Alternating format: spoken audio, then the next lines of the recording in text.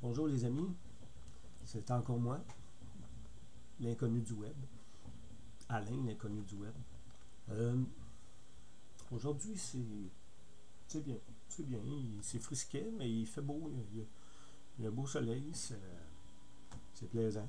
Il n'y a plus en fin de semaine, mais bon, le soleil est revenu, c'est bien correct. Donc, moi aujourd'hui j'ai une petite demande à vous faire, à faire à ceux qui veulent bien l'entendre. Parce que en fin de semaine, ici dans la région, c'était le salon du livre. Et puis, comme j'aime bien écrire, je ne suis pas un écrivain à temps plein, mais de temps en temps, j'aime bien écrire des petits trucs. Là. J'ai quelques petits projets que j'aimerais faire aussi, comme j'avais déjà dit dans une autre capsule. Et puis donc, je me suis dit, tiens, euh,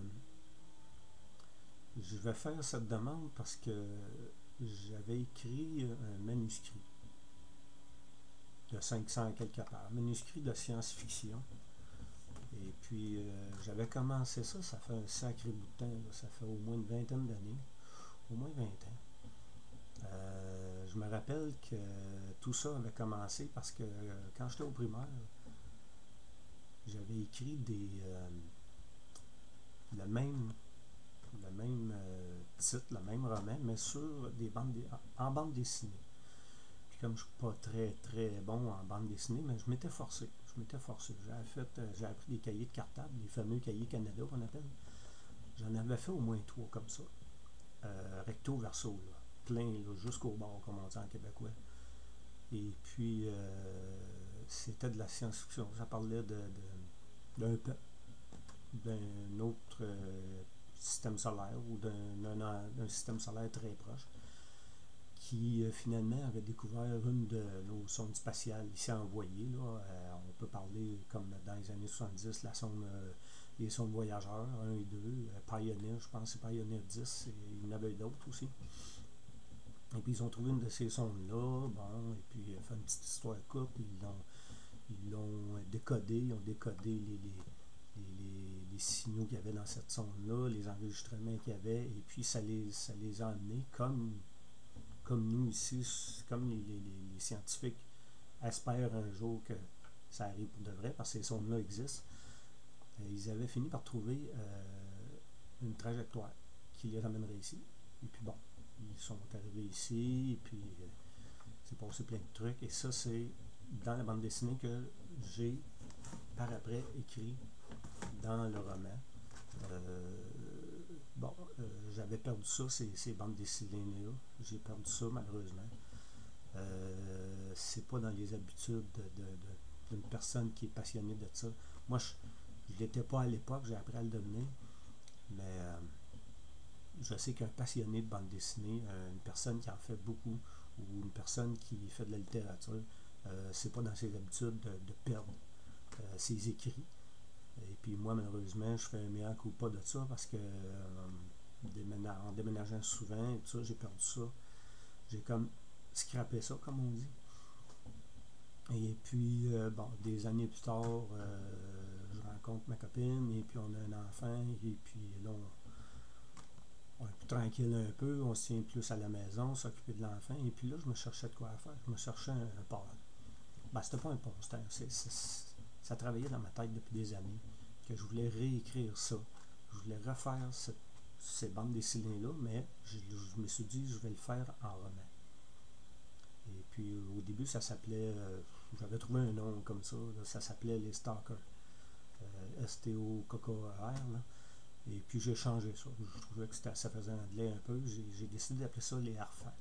Parce que moi, j'ai toujours pensé que les Harfans, c'était l'emblème du Québec.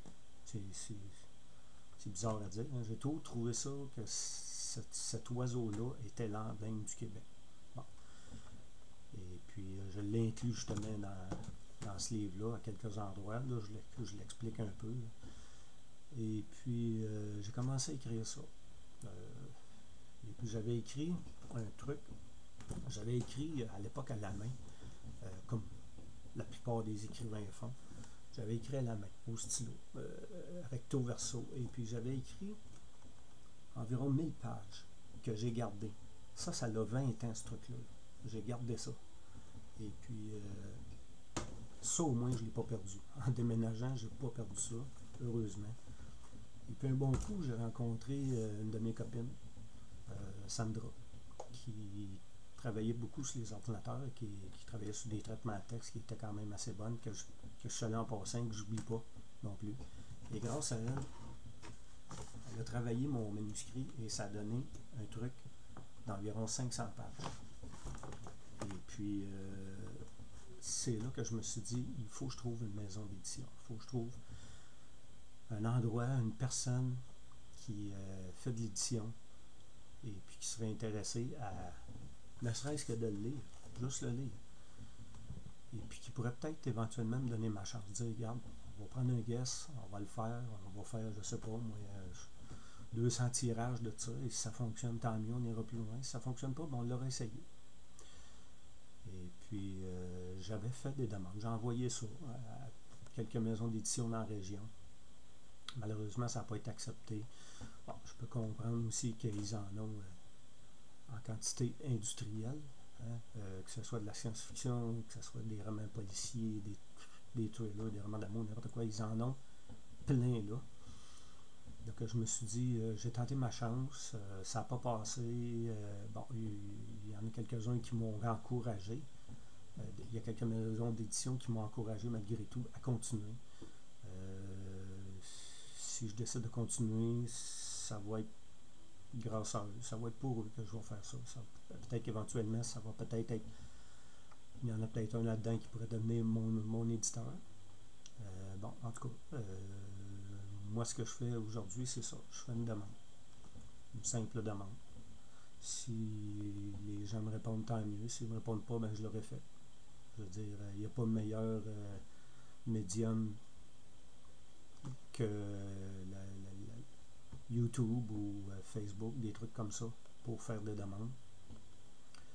Et puis, c'est ça. Moi, je leur demande ça. S'ils veulent bien prendre quelques temps pour lire mon truc, mon manuscrit, et puis moi, ça pourrait m'encourager à continuer d'autres projets que j'avais commencé là, bien longtemps, que j'avais arrêté. J'aimerais bien ça. Donc, si ça vous intéresse, eh bien, je vais vous donner mon adresse courriel.